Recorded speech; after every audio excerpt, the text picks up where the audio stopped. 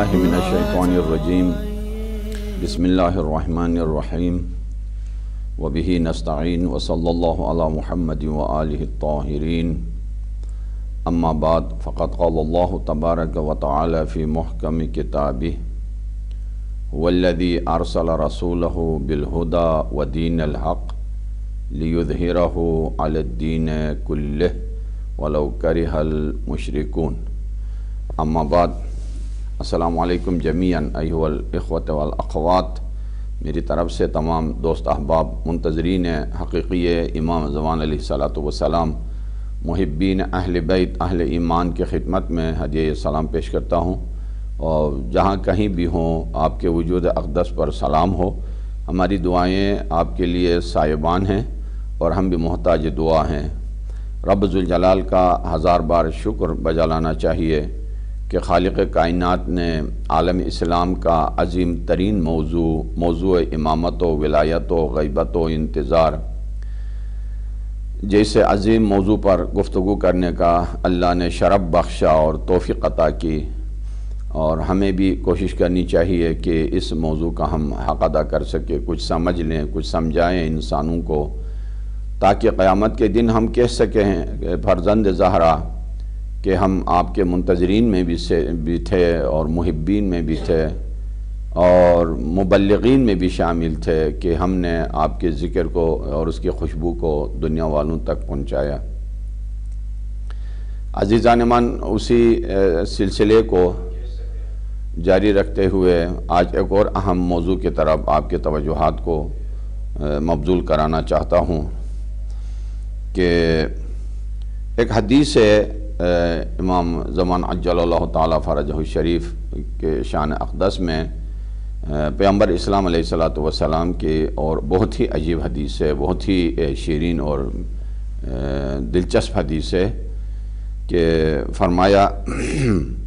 کہ الا انہ وارث کل علم والمحیط بہ، کہ اپنے فرزند کے بارے میں فرمایا کہ اس کائنات میں جتنے بھی علوم ہیں، اس دنیا میں اللہ کے عطا کردہ جتنے علوم ہیں، ان سب کا وارث وہ ہوگا. ایک اور عظیم حدیث اسی سلسلے میں انشاءاللہ آگے آنے والی گفتگو میں آپ کی خدمت میں پیش کرنے کا شرف ہم حاصل کریں گے. کہ آئیے آج تجلیات علوم امام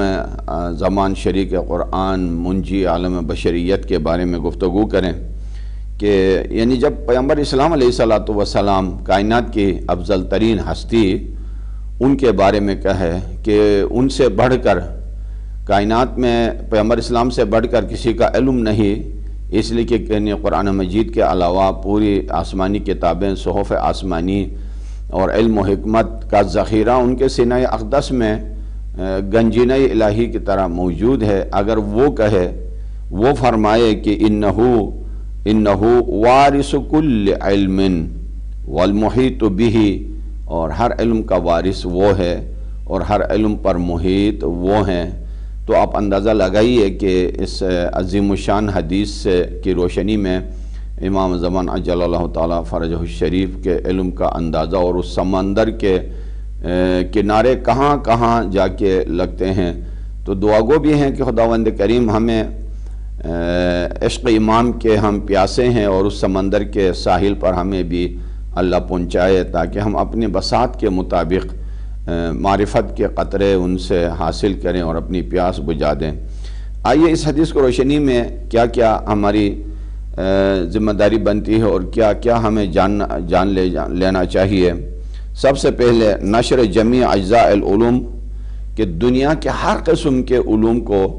امام علیہ الصلوۃ والسلام دنیا میں نشر فرمائیں گے. اس سلسلے میں دیکھیے کہ ایک حدیث عرض کرنے جا رہا ہوں امام جعفر صادق علیہ الصلوۃ والسلام سے، امام محمد باقر علیہ الصلوۃ والسلام سے.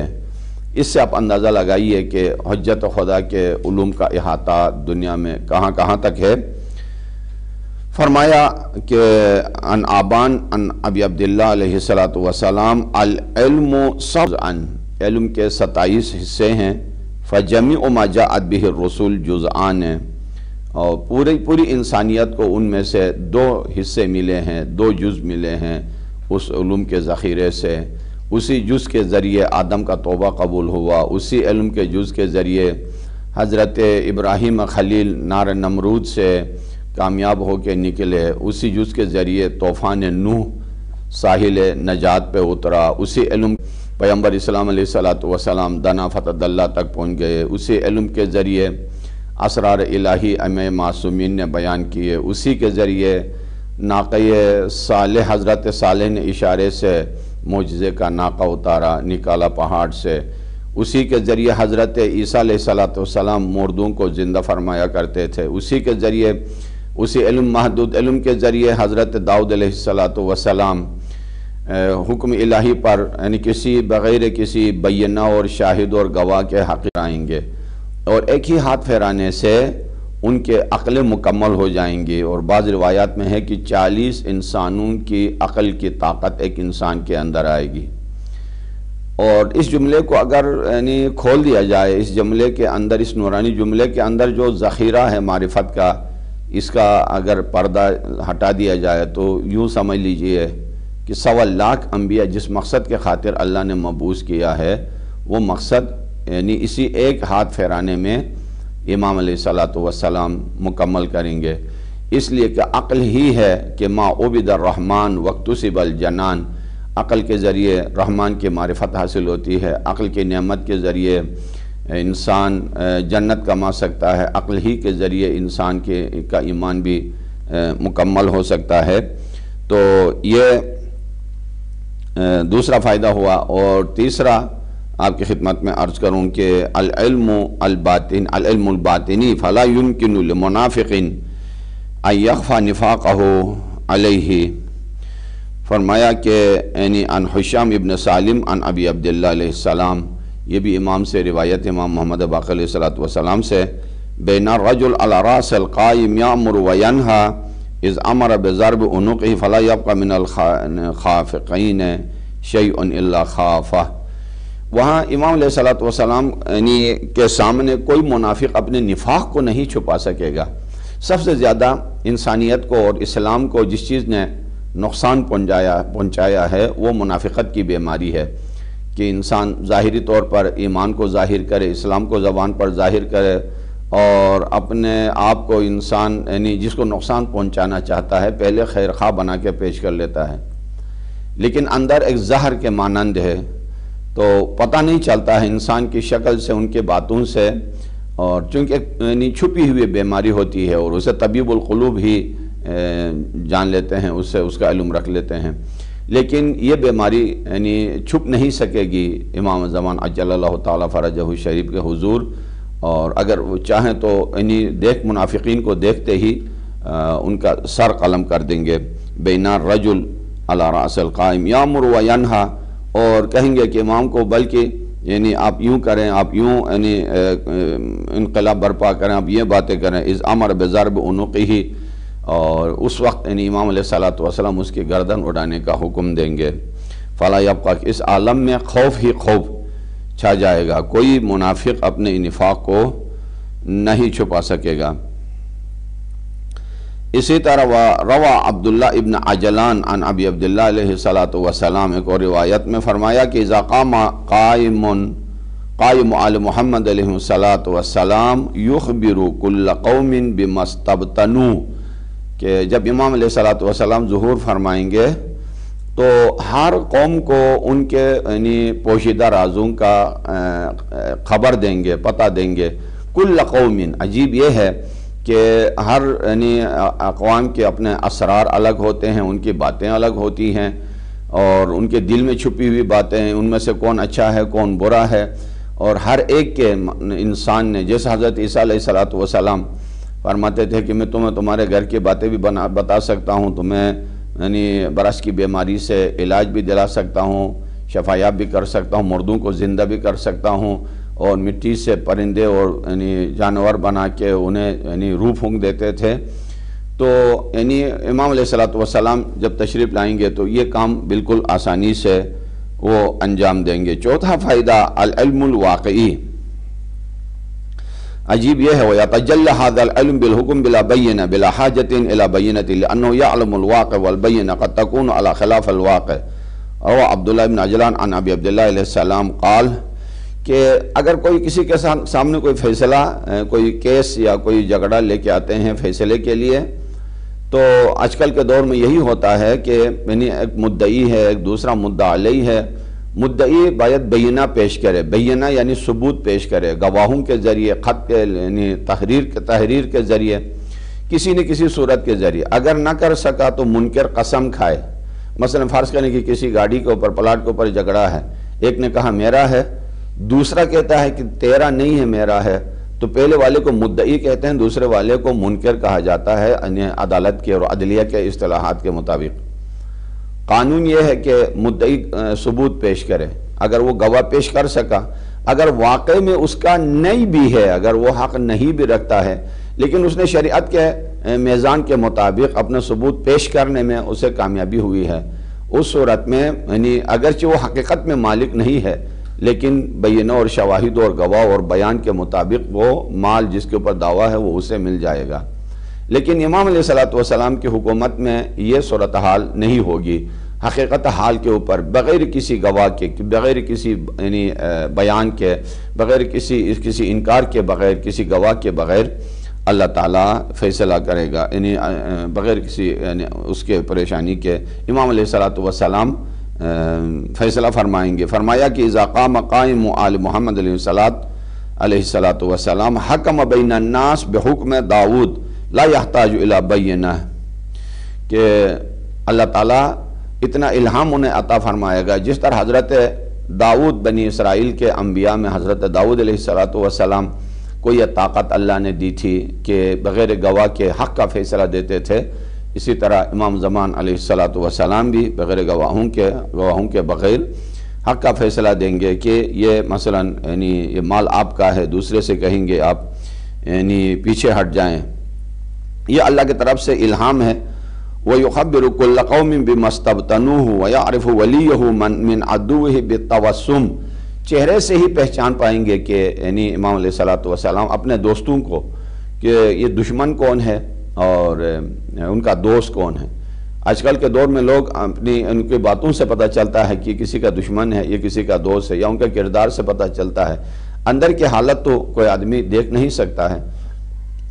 لیکن امام زمان عجل اللہ تعالیٰ فرجہ شریف کو اللہ تعالیٰ نے یہ طاقت دی ہوئی ہے کہ وہ انسان کا چہرہ دیکھ کر ہی کہیں گے کہ یہ میرا دوست ہے اور یہ میرا دشمن ہے۔ ان فی ذالک قال سبحانہ و تعالیٰ، قرآن مجید میں بھی سورہ حجر میں آیت نمبر 75 اور 76 کے اندر بھی اس کی طرف اشارہ ہے۔ ان فی ذالک لآیات للمتوسمین وانھا لسبیل مقیم۔ پانچواں فائدہ اور عظمت جو ہے امام علیہ السلام کو جو علم عطا کیا ہے ان میں سے ایک یہ ہے، بل ختم کل شیء بہ۔ قال امیر المومنین علیہ السلام لکمیل ابن زیاد، یا کمیل ما من علم الا وانا افتحہ وما من سر الا والقائم علیہ السلام یختمہ۔ بہت عجیب یعنی غریب اور عظیم الشان حدیث ہے۔ حضرت امیر المومنین علی بن ابی طالب علیہ السلام اپنے شاگرد حضرت کمیل سے یہی فرماتے ہیں کہ تحف العقول حرانی کی یہ روایت ہے کہ فرمایا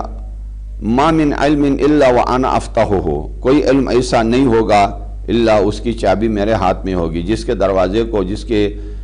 بنا کو میں نے کھول دیا ہوگا۔ واقعاً آج آپ دیکھیے گا کہ علم فقہ اگر آپ پڑھنا چاہیں تو وہاں بھی آخری انتہا جا کے علی کے فقہ کے اوپر، علم تفسیر قرآن کی بات ہو جائے تو آخری سلسلہ جا کر تفسیر امیر المومنین کے اوپر بات رک جاتی ہے، اور علم حدیث کی بات ہو تو بھی وہاں، اگر آپ علم ادبیات اور نحو کی بات کریں تو بھی آغاز کرنے والا امام امیر المومنین علیہ السلام ہی کی شان ہے۔ علم معرفت کی بات کریں اور یعنی علم اخلاق کی بات کریں، دنیا جہاں کے علوم، عالم کون، عالم ما یکون، عالم تشریع، عالم تکوین، ان تمام علوم کو اگر یعنی ابتدا کرنے والے اگر ہیں تو امیر المومنین علیہ السلام کی ذات ہے۔ فرمایا وما من سر الا والقائم یختمہ، اور دنیا میں کوئی ایسا سر نہیں ہے کہ سوائے ان کے یعنی میرا فرزند، یعنی امیر المومنین فرماتے ہیں کہ ان کے فرزند ارجمند حجت خدا منجی عالم بشریت اس راز کو یعنی آشکار کرنے والے ہوں گے۔ یعنی دنیا میں کوئی ایسا راز نہیں ہوگا کہ جو علوم اخلاقی میں ہو یا علوم فلسفی میں ہو، علوم احکام میں ہو، علوم معرفت میں ہو، علوم عقائد میں ہو۔ تمام راز سے مراد یعنی اسرار الہی، احکام کے فلسفے، یہ جتنے بھی انسان اعمال بجا لاتا ہے اس کا فلسفہ کیا ہے، نماز کی حکمت کیا ہے، روزے کی حکمت کیا ہے، 2 رکعت یہ کیوں ہے، وہ 4 رکعت کیوں ہے، اور روزہ 30 دن کیوں ہے، حج میں 7 مرتبہ چکر لگانا کیوں ہے، ایک مرتبہ ایک جملہ مثلا کسی کو یعنی ایک مرد عورت اگر انکحتو کہیں تو حلال ہو جائیں، طلقتو کہیں تو ایک دوسرے کے لیے حرام ہو جائے، چور کے ہاتھ کاٹنے کا فلسفہ وغیرہ، یہ ساری چیزیں، یہ اسرار، ان کے اندر حکمتیں پوشیدہ ہیں، اور ان پوشیدہ حکمتوں کو آشکار کرنے والا مولا امیر المومنین علیہ الصلوۃ والسلام فرماتے ہیں کہ انہی کے فرزند ہوں گے۔ تو یہ یعنی بطور مثال مختصر اختصار کے ساتھ علوم حجت خدا منجی عالم بشریت علیہ الصلوۃ والسلام کا ایک معمولی سا احاطہ آپ کی خدمت میں پیش کیا گیا۔ آپ دیکھیے کہ یعنی اس سے بھی اگر بات آگے بڑھے کہ آج کے دور میں دنیا نے اتنا ٹیکنالوجی نے ترقی کیا ہے، اور گھر گھر دنیا کے بارے میں، دنیا کے حالات کے بارے میں انسانوں کو انفارمیشنز میسر آتی ہیں گھر بیٹھے ہوئے، لیکن کوئی انسان یہ دعویٰ نہیں کر سکتا ہے کہ میں فقیہ ہوں۔ کوئی خاتون، کوئی عورت یعنی پردے میں رہتے ہوئے گھر کے اندر یہ دعویٰ نہیں کر سکتی ہیں کہ میں فقیہ ہوں، مجتہد ہوں۔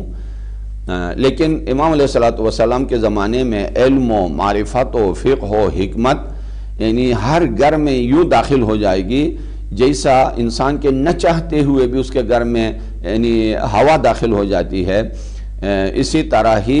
علم و حکمت، وہ خواتین جو پردہ نشین ہیں اور گھروں کے اندر چھپی ہوئی ہیں، ان کو بھی امام علیہ الصلوۃ والسلام کے علوم کی برکت سے گھر میں چھپی ہوئی خاتون، پردہ نشین خاتون، مستور عورتیں فتویٰ صادر کریں گی، استفتاء دیں گی اور استنباط کریں گی، احکام الہی کو جڑ سے تفقہ فی الدین کے ساتھ احکام کو بتائیں گے۔ آپ اندازہ کیجئے کہ اگر دنیا کے کروڑوں اربوں انسانوں میں اگر یہ حالت ہو علم و حکمت کے روشنی کا، تو آپ اندازہ کیجئے کہ جو اسرار الہی کا مخزن ہے اور محبت وحی ہے، خزان علم الہی کی چابی جن کے ہاتھ میں ہو، ان کے علوم کا کیا اندازہ ہو سکتا ہے، جس کے لیے اگر ہم گفتگو کرنا چاہیں تو گھنٹے بھی کم ہیں، کئی گھنٹے گفتگو کر سکتے ہیں، لیکن چونکہ موضوعات زیادہ ہیں، مطالب زیادہ، زندگی کم، ٹائم مختصر، انسان مجبور ہوتا ہے کہ کبھی اختصار کے ساتھ گفتگو پیش کریں۔ آئیے اسی گفتگو کو آگے بڑھاتے ہوئے یعنی ایک اور موضوع کے بارے میں آپ کی خدمت میں چند عرائض پیش کروں کہ بعض لوگوں نے یعنی کج فکری اور کج سلیقگی کا مظاہرہ کیا ہے کہ اگر امام، آپ چاہتے ہیں کہ اگر امام جلدی ظاہر ہوں تو امام اس وقت ظہور فرمائیں گے کہ یہ زمین ظلم و عدل و جبر و فسق و فجور سے بھر چکی ہوگی، اسی لیے اگر ہم اصلاحی کام کریں تو دنیا والے صحیح ہو جائیں گے، اصلاح یافتہ ہوں گے اور مومن بنیں گے، اس وقت امام ظہور نہیں فرمائیں گے۔ لیکن اگر ہم چاہیں کہ اگر امام علیہ الصلوۃ والسلام کا ظہور جلدی ہو تو اس دنیا کو یعنی دنیا کی اصلاح نہیں کرنی چاہیے، اس میں یعنی ظلم اور فسق و فجور کو بڑھنے دینا چاہیے، تاکہ جب یہ بڑھ چکا ہوگا یعنی زمین بھر چکی ہوگی ظلم سے، فسق سے، فجور سے، اس وقت امام علیہ الصلوۃ والسلام تعجیل یعنی ظہور فرمائیں گے۔ یہ ایک فکر ہے انسانوں کی، یہ ایک سوچ ہے اور قدیم سے چلی آ رہی ہے، لیکن اس سوچ کا نہ قرآن سے کوئی تعلق ہے، نہ احادیث معصومین سے، نہ سیرت معصومین سے، نہ فرمائشات معصومین سے، اور نہ ہی کوئی عقل کے ساتھ یعنی اس سوچ کا کوئی مقابلہ ہے، اس لیے کہ عقل کے خلاف ہے یہ کہنا، اور قرآن کے تعلیمات کے خلاف ہے، اور ائمہ معصومین کی فرمائشات و تعلیمات اور ان کی سیرت کے مخالف ہے۔ لہٰذا کیوں؟ اس لیے کہ یعنی قرآن مجید نے ایک معیار انسانوں کو دیا ہے، اس کے مطابق اگر آپ عام زندگی کرنا چاہیں تو یہ ہے کہ اللہ تعالیٰ نے فرمایا سورہ مائدہ میں آیت نمبر 27 میں، انما یتقبل اللہ من المتقین، اللہ تعالیٰ پاک یعنی پرہیزگار انسانوں سے عمل قبول کر لیتا ہے۔ اب پوری دنیا والے اگر سارے عمل چھوڑ دیں تو یہ تارک الصلاۃ میں آئیں گے. اس تارک الصلاۃ ہونے کا الگ اپنی سزا ہے. کہیں کسی روایت یا کسی آیت میں نہیں لکھا ہوا ہے کہ اگر آپ منتظر ہیں امام کے تو نماز نہ پڑھیں تاکہ فاسق ہو جائیں اور امام جلدی ظہور کریں. نہیں، بلکہ شدید سے شدید تاکید ہے. کسی ایک لمحہ بھی، کسی صورت، کسی مجبوری میں بھی آپ عبادت کو چھوڑ نہیں سکتے ہیں. اگر عبادت کو آپ چھوڑ دیں گے تو آپ تارک الصلاۃ میں ہوں گے، فاسق ہوں گے. جبکہ انسان کی یہ تمنا اور انسان کی یہ آرزو ہوتی ہے کہ ہر صورت میں اس کی عبادت قبول ہو جائے. قبول ہونے کے لیے زہد اور تقوی اور پرہیزگاری کی اشد ضرورت ہے. اور یہ دیکھیے گا کہ سنت الہی کے مطابق یہی ہے. اور دوسرا، امام صادق علیہ السلام نے فرمایا کہ ان لصاحب ھذا الامر غیبۃ فلیتق اللہ عبد ولیتمسک بدینہ، کہ ہمارا جو نائب ہوگا، فرزند ہوگا، امام نے فرمایا اس کی غیبت تو لانی ہوگی. اس غیبت کے زمانے میں لوگوں کو پرہیزگار بننا چاہیے، متقی بننا چاہیے.